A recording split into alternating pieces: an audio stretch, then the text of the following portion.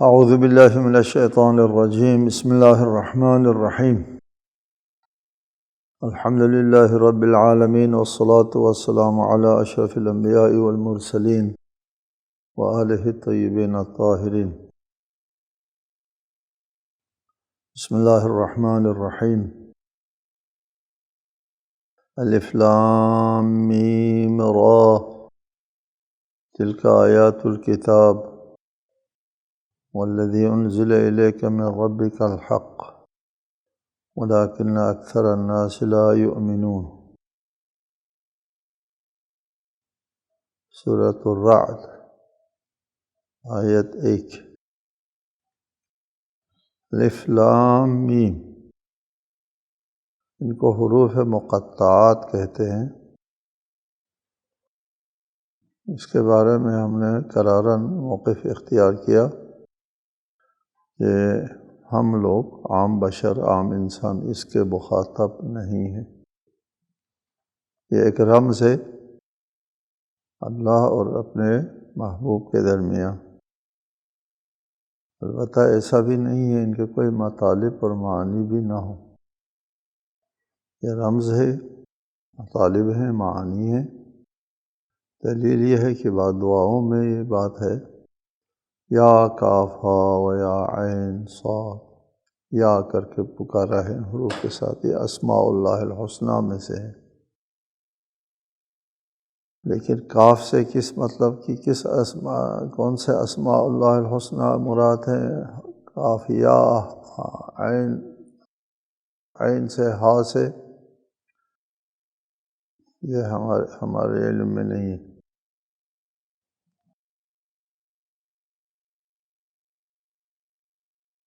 فرمایا تلک آیات الکتاب،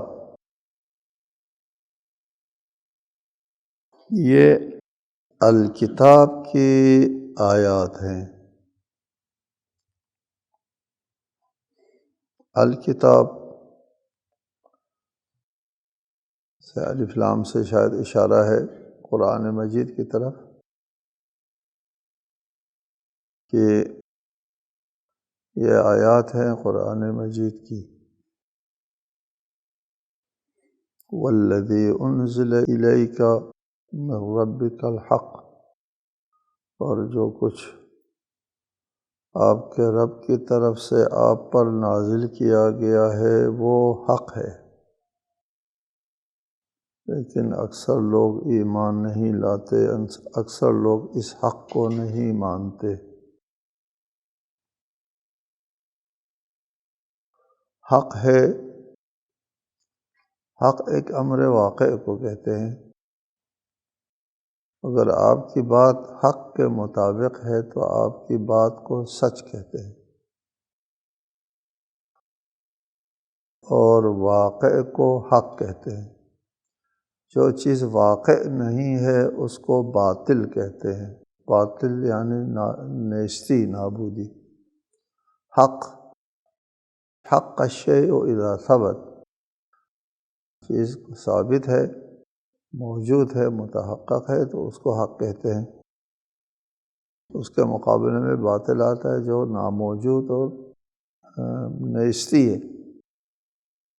جو بات آپ کی واقع کے اور حقیقت کے مطابق ہے اس کو سچ کہتے ہیں، اور اس کے مقابلے میں کذب آتا ہے، جھوٹ۔ سچ کے مقابلے میں جھوٹ آتا ہے، حق کے مقابلے میں باطل آتا ہے۔ یہ امر واقع کی نشاندہی کرتا ہے۔ والذی انزل الیک من ربک الحق، یہ مبنی بر حق ہے، واقعیت پر مبنی ہے، حقیقت پر مبنی ہے، اور جو اس کے مقابلے میں ہے وہ باطل ہے، نیستی ہے، نابودی ہے۔ لیکن اکثر لوگ اس حق اور اس حقیقت کو، اس امر واقع کو نہیں مانتے۔ ایک بات واقع اور واقعیت کے ساتھ مربوط ہونے کے باوجود نہیں مانتے۔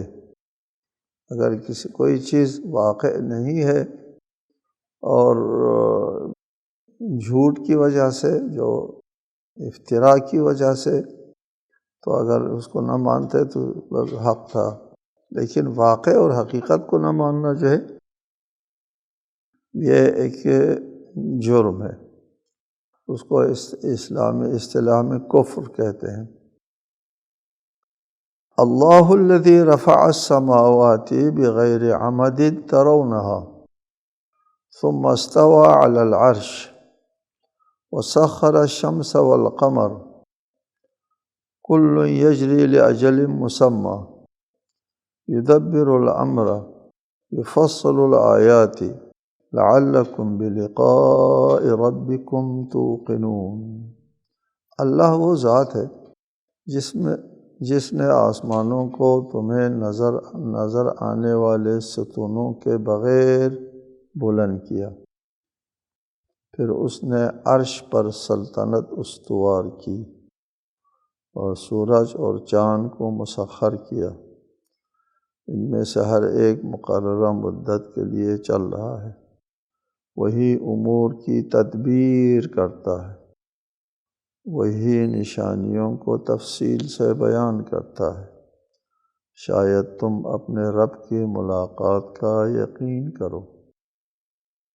پہلے بھی ایک آیت کی تفسیر میں آپ کے لیے بیان کیا تھا کہ قرآن مجید میں مختلف جگہوں پر، متعدد جگہوں پر بار بار ذکر ہوتا ہے، یہ آیات ہے، یہ نشانی کس بات کی نشانی ہے؟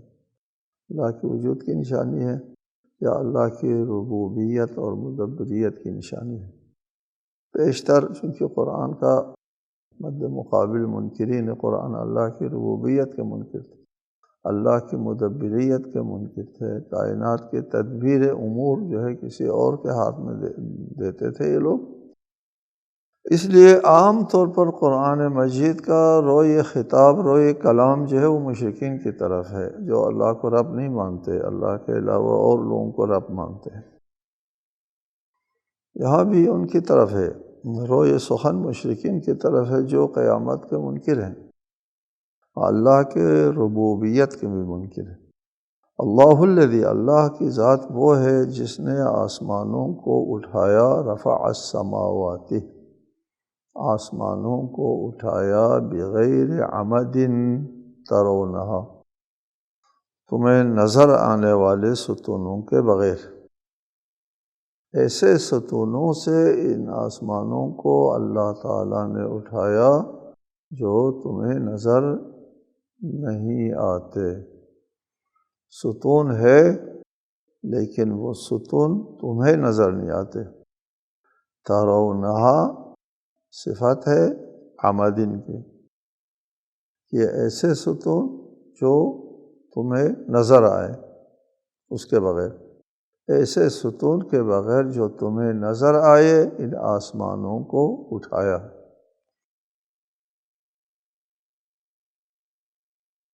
آسمانوں کو اٹھایا ہے کی تعبیر جو ہے وہ ہم جو اہل ارض ہے ہمارے لیے یہ تعبیر ہے، چونکہ ہمارے لیے زمین جو ہے وہ ہمارے قدموں کے نیچے ہے اور باقی اجرام سماویہ ہمارے سر کے اوپر ہے، اس لیے جو سر کے اوپر ہے وہ آسمان ہے، جو پیروں کے نیچے ہے وہ زمین ہے، ورنہ خود زمین بھی اجرام سماویہ میں سے ایک جرم ہے۔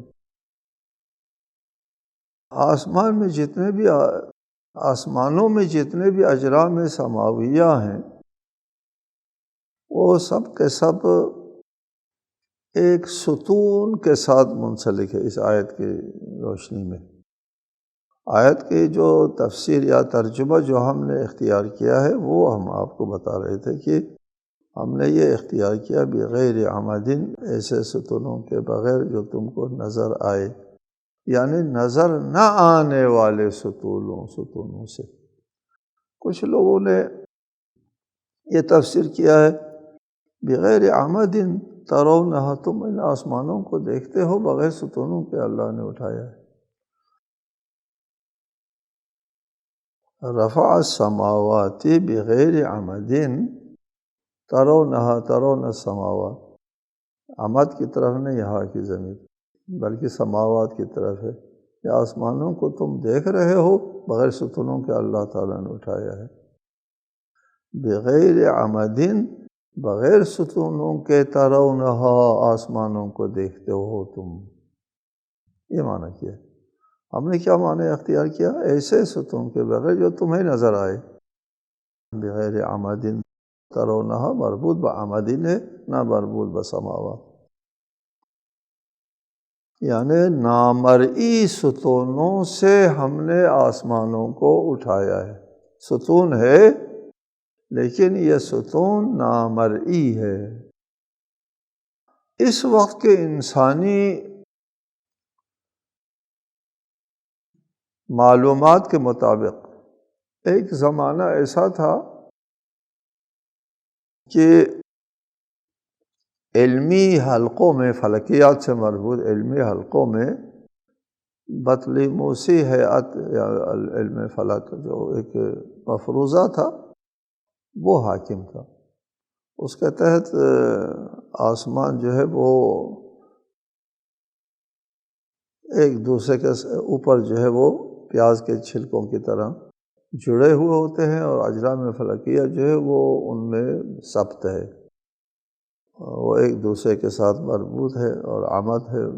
قرآن نے کہا بغیر عمد ترونہا، تم کو نظر آنے والے ستونوں کے بغیر ہم نے آسمانوں کو اٹھایا ہے. بطلیموسی ہیئت کے زمانے میں آسمانوں کا عجیب غریب تصور تھا، جو اس وقت 100% باطل ثابت ہوا ہے. اب تک فلکیات میں جو نظریہ قائم ہے، کل یہ نظریہ تبدیل ہو سکتا ہے، اب تک جو نظریہ قائم ہے اور تفسیر کرتے ہیں بغیر عمد ترونہا سے کائنات میں موجود کشش اور تدافع و تجاذب کا اعتدال اس پر قائم ہے، جو نظر نہیں آتا. کشش نظر نہیں آتی کہ اجرام فلک، آسمان میں جو موجود جتنے بھی اجرام ہیں کوئی بھی ساکن نہیں ہے، ہر چیز حرکت میں ہے. اجرام زمین سے لے کر آسمانوں میں موجود جتنے بھی سیارے اور ستارے ہیں، سیارے اور ستارے یہ دو چیزیں، ہر ستارے ہوں یا سیارے، سب حرکت میں. حرکت بھی حرکت دائرے کی حرکت میں ہے. دائرے میں حرکت میں ہونے کی وجہ سے مرکز سے وہ فرار اختیار، دور اختیار، حرکت میں جب آتا ہے کوئی بھی کرہ وہ اپنے مرکز سے دور ہونے کی کوشش ہو جاتی ہے، دور چلا جاتا ہے اس حرکت کی وجہ سے. اور مرکز میں جو کشش ہے، جاذبہ ہے، اور جاذبہ جو ہے وہ اپنے اندر رکھنے کی کوشش کرتا ہے. یہ فرار اور جذب، فرار، تدافع و تجاذب، ان دونوں کے تعادل کی وجہ سے کائنات اس پر قائم ہے. اب تک یہ نظریہ ہے. اس نظریے میں تعادل، یہ جو تعادل ہے،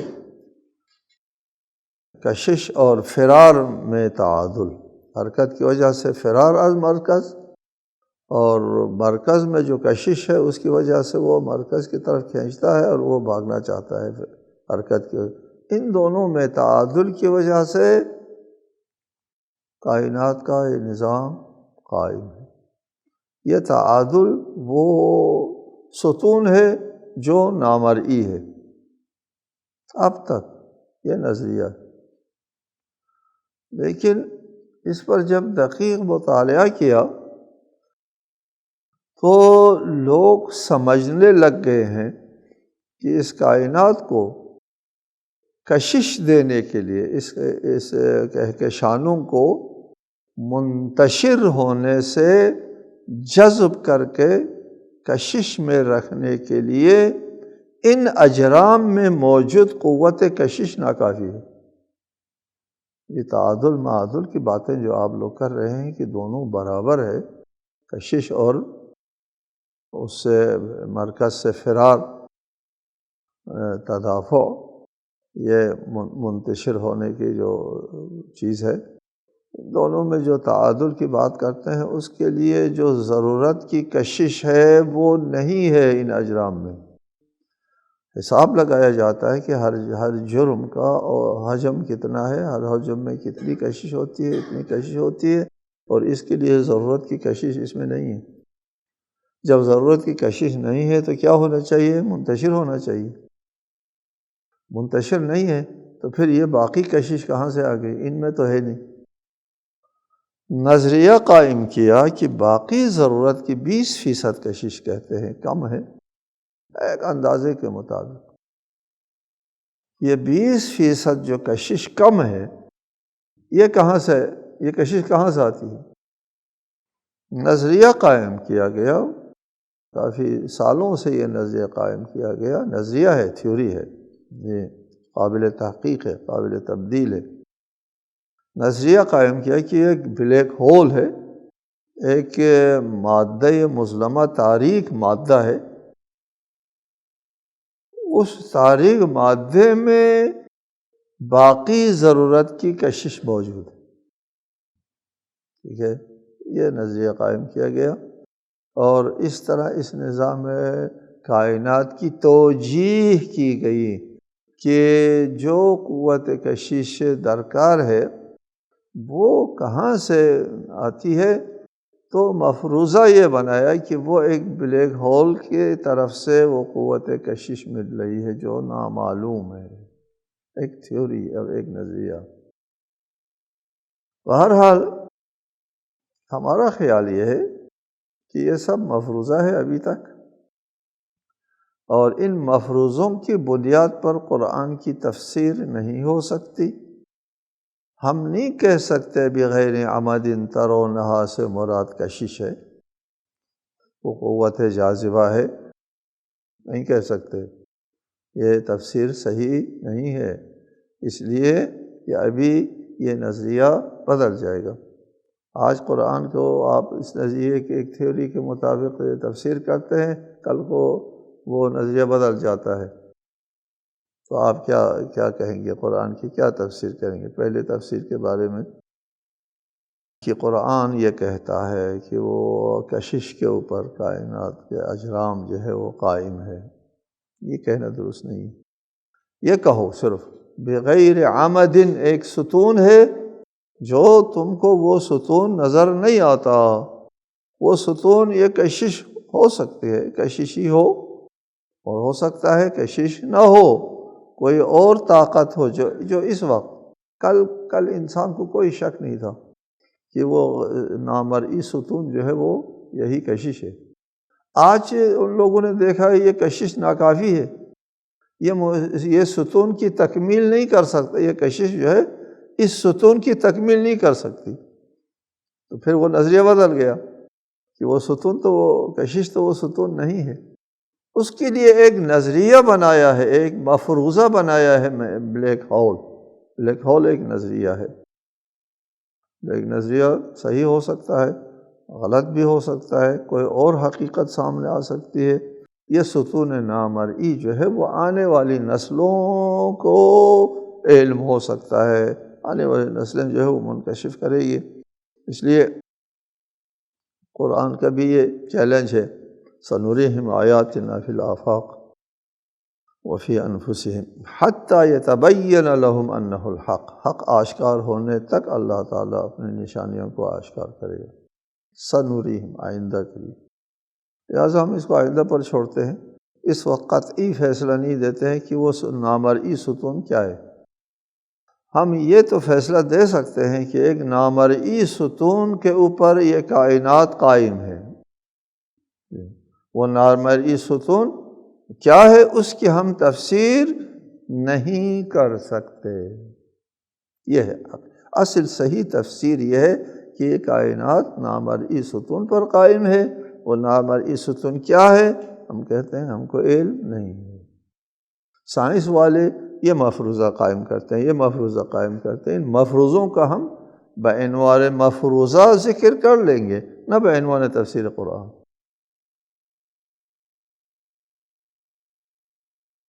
ثم استوى علی العرش، آسمانوں کو بغیر ستون کے اللہ تعالیٰ نے اٹھایا، آسمان وجود میں آ گئے، کائنات کے وجود میں آنے کے بعد ثم پھر اس کے بعد استوى علی العرش، اللہ تعالیٰ عرش کے اوپر متمکن ہو گیا۔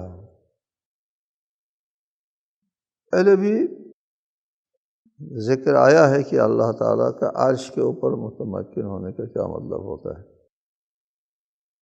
لغت کے اعتبار سے عرش تخت کو کہتے ہیں، اور استوا متمکن ہونا، اس تخت کے اوپر جو ہے وہ بیٹھ جانے کو کہتے ہیں۔ لیکن اللہ تعالیٰ کسی مکان میں نہیں ہے، نہ اللہ کو کسی مکان کی ضرورت ہے۔ تخت سے مراد وہ حصی اور مادی تخت نہیں ہے۔ تخت سے مراد، ہم نے پہلے بارہا اس بات کی وضاحت کی ہے کہ تخت سے مراد اللہ تعالیٰ کو اس کائنات کے قائم کرنے کے بعد جو اس کائنات کے اوپر جو حاکمیت ہے، حاکمیت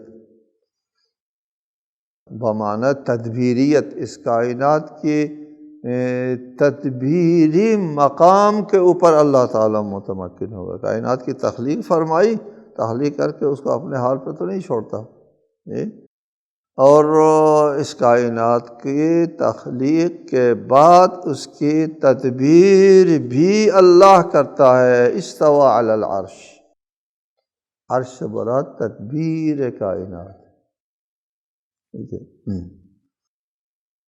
کہ یہ کائنات وجوداً و بقاءً اللہ کا محتاج ہے۔ ایسا نہیں ہم کوئی چیز بنا کے جاتے ہیں، بنانے والا دنیا سے چلا جاتا ہے، وہ چیز موجود رہتی ہے۔ وجوداً تو ٹھیک ہے، اس کے محتاج ہے، بقاءً اس کے محتاج نہیں ہوتا۔ لیکن کائنات وجوداً و بقاءً اللہ کا محتاج ہے، وجوداً و بقاءً، کہ اللہ تعالیٰ اگر اس کی بقا کے اوپر جو ہے وہ سے ہاتھ اٹھا دے ایک لمحے کے لیے، یہ کائنات نیست و نابود ہو جائے۔ ثم استوى علی العرش، پھر اللہ تعالیٰ عرش پر متمکن ہو گیا، یعنی تدبیر کائنات کی تخلیق کے بعد کائنات کی تدبیری مرحلے میں داخل ہو گیا۔ استوى علی العرش، کائنات کو چلانا شروع کیا اللہ تعالیٰ نے، جیسا کہ آیات کے ذیل کے جو مطالب ہے اسی کی طرف اشارہ ہے۔ وسخر الشمس والقمر، آسمان میں سے جو ہم سے مربوط ہے شمس و قمر، اس کا ذکر ہے، ان دونوں کو مسخر کیا، تدبیر کا کام شروع ہو جاتا ہے شمس و قمر کے تسخیر سے۔ شمس ہمارے لیے مرکز حیات، منبع حیات، سرچشمہ زندگی ہے سورج، ٹھیک ہے۔ سورج کو یہاں انسان کی آبادی کے لیے، انسان کے حیات کے لیے، انسان کے بقا کے لیے شمس، سورج کو بنیادی کردار حاصل ہے۔ اس کو مسخر کیا، مسخر کر کے اس سے سورج کے ذریعے ہمارے بقا کا سامان فراہم کیا۔ یہ سب کے لیے واضح ہے، یہاں پر ہم زیادہ گفتگو کر کے وقت ضائع نہیں کرتے کہ سورج اور زندگی کے کیا ربط ہے، کیا کیا باتیں سورج سے مربوط ہیں، ساری باتیں سورج سے مربوط ہیں۔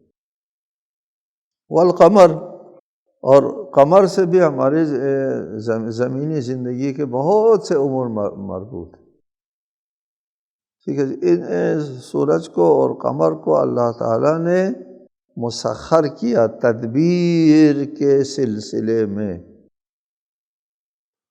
کل یجری لاجل مسمی، یہ شمس و قمر میں سے ہر ایک جو ہے وہ اپنی گردش میں، اپنے مدار میں وہ جاری رہتے ہیں، لاجل مسمی، ایک مدت، مقررہ مدت تک کے لیے۔ اس مقررہ مدت کے بعد ان لوگوں کی وہ گردش، یہ جریان یجری جو ہے وہ ختم ہو جائے گا۔ یدبر الامر، اللہ تعالیٰ امور کی تدبیر فرماتا ہے اس طرح۔ وقت ختم ہوگا، انشاءاللہ تعالیٰ اس آیت کے ذیل میں جو مطالب ہے وہ آئندہ ذکر کریں گے۔ السلام علیکم ورحمۃ اللہ۔